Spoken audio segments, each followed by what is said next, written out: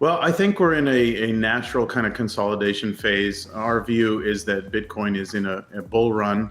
It's sort of the fourth or fifth big bull leg of Bitcoin. Hmm. If you look at it historically, as it's gone through phases of adaptation, it puts in an all-time high that holds for at least 200 days. And once that happens, when that all-time high is pierced again, which we just had in November at 20,000. On average, the next bull run is a 900% return. So obviously you can't, guarantee that, but if you just kind of look at the historical patterns and understand that Bitcoin is in an adoption phase as a new technology, then we think that that kind of a rubric makes sense. On the low end, it's 400% historically, high end 1600. So breaking through 20,000, we think that somewhere around 200,000-ish is maybe where we put in the next high. So this I would view as a consolidation. You have comments from Janet Yellen a couple of days ago. You have a lot of cross currents here, and that's absolutely fine. November is when it passed 20,000. We're trading at 47, 48. That's a big run up in anyone's book. So it's fine to consolidate here. I don't see that as a major issue.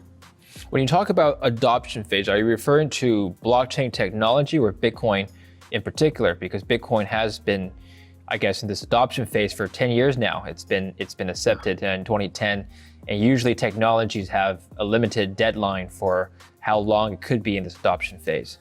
So do you think this could last for another 10 years, or are we seeing the maturity stages of Bitcoin's life cycle? Well, we definitely don't think we're at the maturity stage. There's this S-curve of adoption that technology goes through. And you're right, Bitcoin's 12 years old at this point. But still, when you look at the potential for investment into Bitcoin, it's absolutely stunning how much is still on the sidelines. Over the last 12 months, we've had a couple of different institutional investor types coming in that has really livened up the space. For example, publicly traded corporations, which put Bitcoin on their balance sheet, insurance companies, and even mutual funds making filings to hold Bitcoin in their accounts. These are just a few in each space, but if 20% of the companies in each of those respective silos takes a position, there's still quite a bit of adoption to go. Okay, I often hear from the crypto community that Bitcoin should be regarded as a currency. Let's assume that it is, by definition, a currency. I have to draw parallels to the US dollar then. As you know, the dollar, like any currency, is partly driven by interest rates in the domestic country. So if interest rates in the US go up, the dollar is seen to strengthen vis-a-vis other currencies if the interest rate differential is high for the US.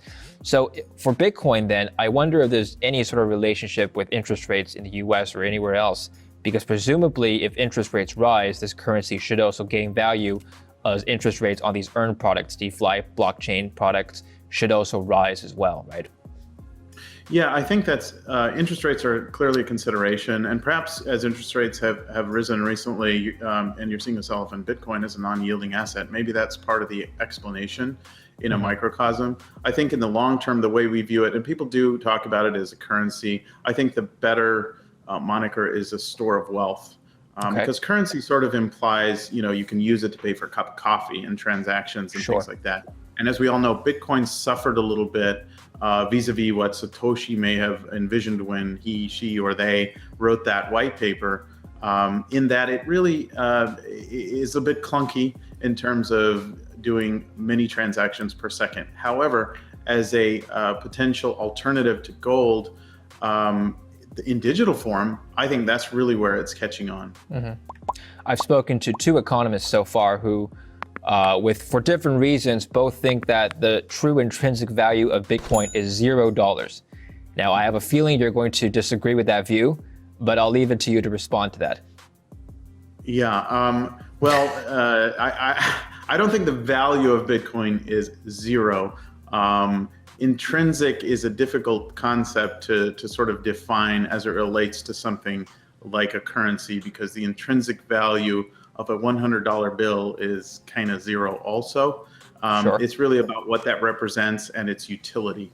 And so, as we know, money is simply a system of account. It accounts for labor, it accounts for goods, and we all agree on it. And in order to serve in that capacity, it needs to have certain characteristics like durability and fungibility, and so on and so forth. And if you do that analysis, I think Bitcoin stands up really well. And frankly, as an investor in gold, I hold gold coins and silver coins and things. That's how I found Bitcoin. And over time, that's how I developed a respect for Bitcoin, because I realized that not only does it hold up in some of those categories vis-a-vis gold, it's actually better in some, not all, of course, but in some categories it's better. I'm curious as to why you transitioned into the crypto space. Like you said, you and I have talked all offline, so you've been the creator of several well-known ETFs and funds that many people already use, and those have nothing to do with crypto. Why the crypto space? What made you enter this sector? I know when I started, I bought my first Bitcoin in 2013. Yeah. And it was sort of in the, 2013 sounds like a long time from 2008, but it really wasn't. It was still kind of in the throes of bouncing back from the financial crisis, all the money printing that was going on. I was loading up on gold and silver, frankly, and it really wasn't performing like I wanted. So somehow or another, I came across crypto, bought some Bitcoin, and have been studying it ever since. And I just believe that Bitcoin in particular and some other cryptocurrencies are here to stay. I believe they're technologies that are disruptive and they're adding value to the global ecosystem. And so I'm doing what I've done for my whole career, which is package those investments up, make them available to mainstream investors, because I believe investors should have that access. Now, you talked about the futures markets and the options markets. That's a very good point, because I think, from my opinion, it is an indicator of one's product's maturity in the markets. We've seen a slow sort of adoption into structured products. Futures markets opened a couple of years ago. As you said, options markets still not developed. Is there a way forward, Greg? Is there room for development on this front? I mean, there's tons of room for development. I think one of the large obstacles, I feel, is bank support. So really, when you get into the derivatives markets, almost by definition, there's a lot of leverage involved. And the wholesale providers of balance sheet to the ecosystem historically, if you look at other futures and options markets, are banks. And that's because the way banks are set up and regulated, they're able to provide that significant balance sheet support.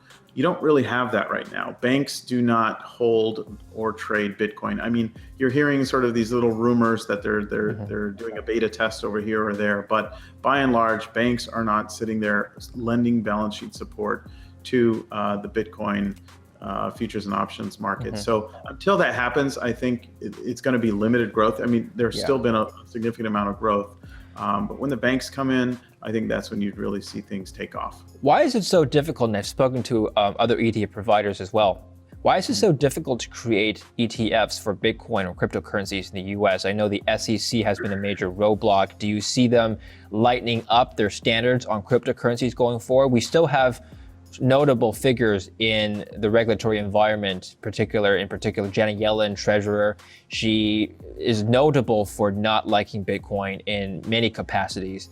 Do you see this being a roadblock to further regulatory development? Potentially. It's not like the previous administration under Jay Clayton loved crypto at all. You have Gary Gensler coming into the SEC.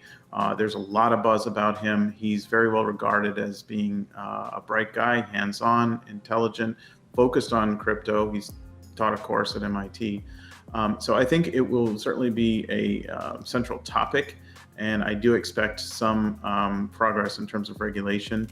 Whether or not that means that a Bitcoin ETF will get approved, I think is still up for debate, just because there are so many considerations. And so, I mean, that's the primary reason that a Bitcoin ETF, to your original question, why has it been so difficult? It's been so difficult because the SEC has said no to a couple dozen applications at this point.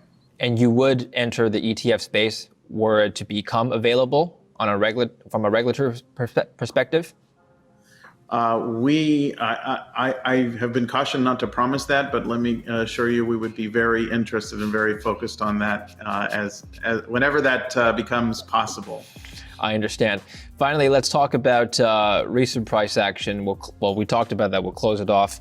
Do you think $50,000 a coin is a fair value? Do you think it has more room to climb, or is this the fair intrinsic value that the market deems should be the long-term play here? Well, it goes back to the old efficient markets hypothesis, right? So, was the market efficient, in 2017 when it was 20,000, and then in 2019 when it was 4,000, and then a few weeks ago when it was 60,000? I don't know, but I do think that Bitcoin has a long way to go in terms of adoption, and because it's finite, right? There are only 21 million Bitcoin that will ever exist. If you imagine the additional investment that needs to kind of squeeze in there, the market clearing price for that demand level is much higher than it is today. This is one thing that I've considered myself, is that yes, the supply of Bitcoin is finite, but the supply of capital around the world to invest in cryptocurrencies as an asset class is also finite. So as we see the emergence of new altcoins, some of which have even superior technology, according to many standards, couldn't you see capital flowing away from Bitcoin into these other coins? Yeah, for sure. But I'll take issue with what you said. The amount of money across the world is absolutely not finite. In fact, it's grown by 40% recently in the US. So, and then you think about absolute numbers. Bitcoin's market cap is $1 trillion. Like how many investment funds are there out there, available to be invested? So even if it were finite, I still think that the disparity between those two pools is so large that there would still be a lot of upside. But it's not finite.